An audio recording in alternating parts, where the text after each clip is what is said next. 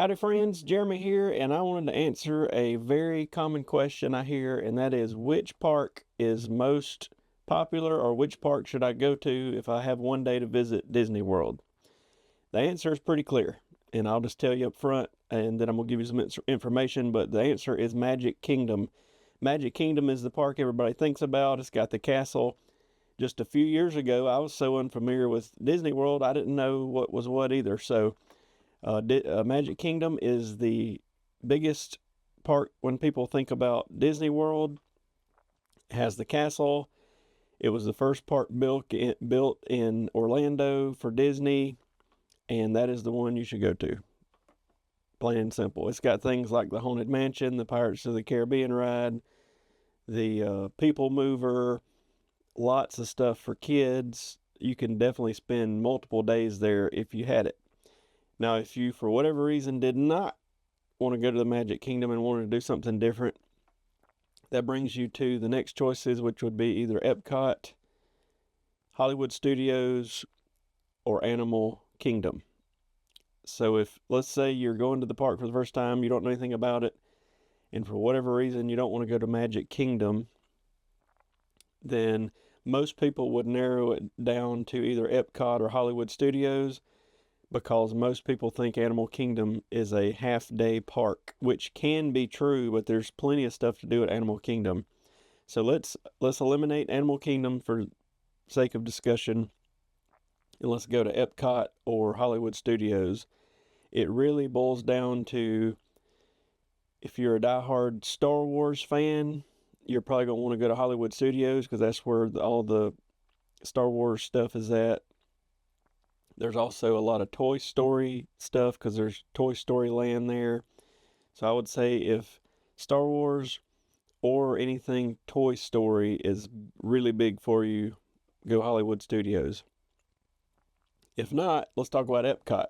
Epcot was the second park built in Florida, and you can ride the monorail and get there quickly from Magic Kingdom. So, like, if you could split up a day and hit two parks, or hit the highlights of two parks, I'd probably say Magic Kingdom and Epcot, just because you can travel between the two super quick. Epcot's where they have the big golf ball, which is called Spaceship Earth, but you know what I'm talking about. So that's like a definite must do. There's a lot of Epcot. There's a lot of room to walk around. You can do World Showcase and see all these different countries and things about them and rides. And then there's a thing my daughter loves. They have this, uh, basically they call it the Seas, but there's a huge, massive aquarium with sharks and fish and all this stuff. You can see manatees, all this stuff.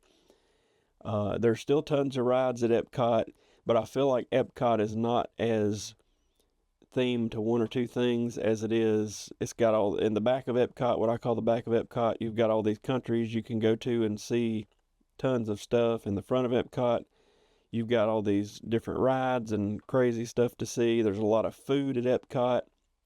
So if you want to take I don't really want to say a slower pace, but if you want to take a slower pace and eat and chill out and walk around, then Epcot's your place. If you want to see Star Wars stuff, if you want to see, there's some Muppet stuff at Hollywood Studios, anything like that, Toy Story stuff, go to Hollywood Studios. Each park has its pluses and minuses, and I would suggest watching a ton of videos before you go.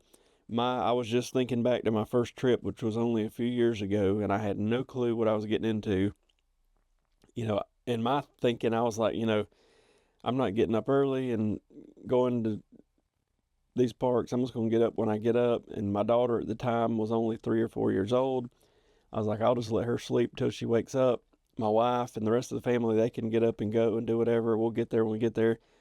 But I didn't realize until after that trip how much stuff I was missing by not getting there earlier, because I was basically getting there when the peak crowd time was. So we were only getting on a few rides, paying all that money, and I didn't realize what I was missing. So at the time, I didn't know any better. But I would suggest, if you got one day, back to the title of this video, if you got one day, get there as soon as you can. So if you stay at a Disney hotel and you go to Magic Kingdom, typically you can go in and start riding stuff at 8:30, but you can actually get into the main street part of the park about an hour before that. So I would get there at like 8, get ready, and then kind of have a game plan of where to go. And even if you don't know what you're doing and you don't have a super great game plan, watch a few videos, get there early. You'll still have plenty of fun, even though you may or may not hit all the rides and stuff. It took me a couple years of figuring out how all this works to be like, okay, I know these rides get busy during the middle part of the day, so I need to hit them first, and blah, blah, blah, blah. And I can make more videos about that. I can even make, I think I'm going to do it soon, some videos and do like sample itineraries. Like, let's say it's a lot different if 2 adults are going to a park versus if you're taking like the whole family, because of course it's going to be a lot slower with the whole family, and you may have to ride rides that you may not necessarily ride if it was adults only. So I think sooner than later I'll make some videos and show some itineraries of like what I would do. For example, me and my wife went this past March and basically rode everything in every park in a matter of 2 days, but I had it planned out perfect. I've been watching the wait times, I'd been watching everything. So, but when we go with our daughter, I know she's going to get grumpy after a while, and I kind of know we need to hit a bunch of stuff and then have a time to chill out or even go back to the hotel, and then we can do some more stuff later, because it's not really worth dragging her around while she's all tired and complaining. Which brings me to another point. If you are taking kids, definitely either take or rent a stroller for 2 reasons. One, even if they're older, my daughter just turned 7, we're still taking a stroller.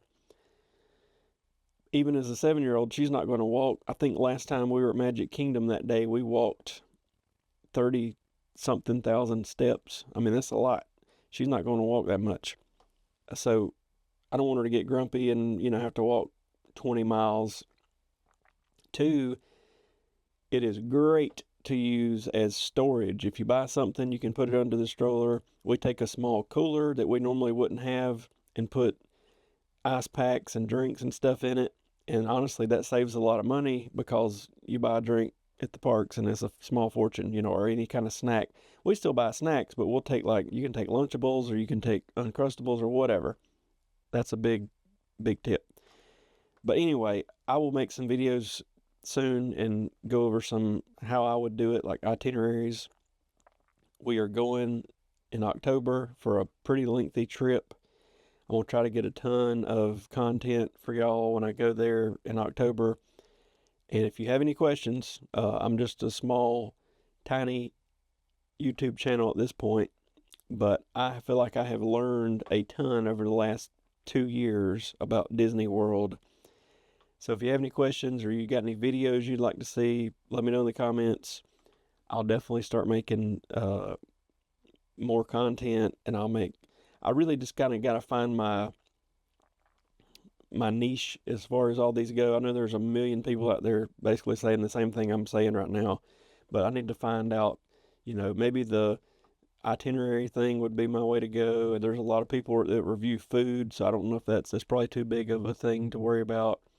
But I just wish I had known some of the stuff I know, just a fraction of the stuff I've learned in the last 2 years on our first trip, because I feel like I wasted like $10,000 by just not knowing any better, you know what I mean? So I didn't know about the transportation. I didn't know what times I should be there for what. I didn't know about certain events at the parks. Like, we went to Hollywood Studios on my first trip, and at least 3/4 of the family group didn't even know about Fantasmic, which is probably my favorite evening show. I mean, it's just crazy. Anyway, there was so much stuff we missed and didn't even know it. So stay tuned. We'll get a lot more content out there to y'all. Let me know what you want me to talk about and anything you want me to check out when we're there in October and report back on. I'll be happy to do it.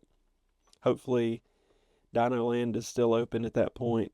I'd like to see it one last time in Animal Kingdom.